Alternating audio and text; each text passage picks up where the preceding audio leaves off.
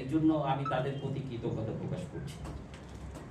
আপনারা যে দেখেছেন যে বিগত নির্বাচনে আমরা অত্যন্ত শান্তিপূর্ণভাবে সকলে যারা ভোটার ছিল অত্যন্ত উৎসাহের সাথে তারা তাদের পছন্দের প্রার্থীকে ভোট দিয়েছে এবং আমরা চুল পরিমাণ আমরা কাউকে সুযোগ দিইনি বা কারো পক্ষপাতিত্ব নিইনি।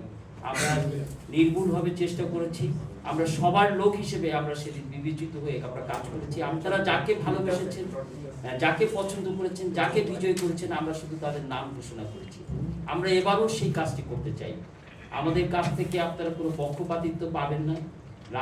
রাতে ফোন করলে সকালে আরেকজনের কাছে আমাদের ফোন করার সুযোগ থাকবে না।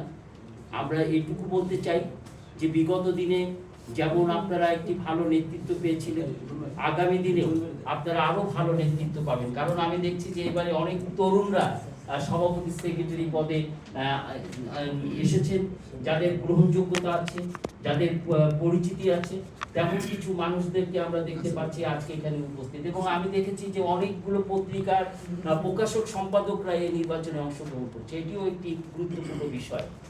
তাই আমি আশা করছি যে এই নির্বাচনকে কেন্দ্র করে শুধু নির্বাচন না, এই নির্বাচনের আলো শুধু বাংলাদেশে ছড়িয়ে যাবে না, এটি আন্তর্জাতিক পরিমণ্ডলেও এই সাংবাদিক সংস্থার পরিধি ছড়িয়ে যাবে।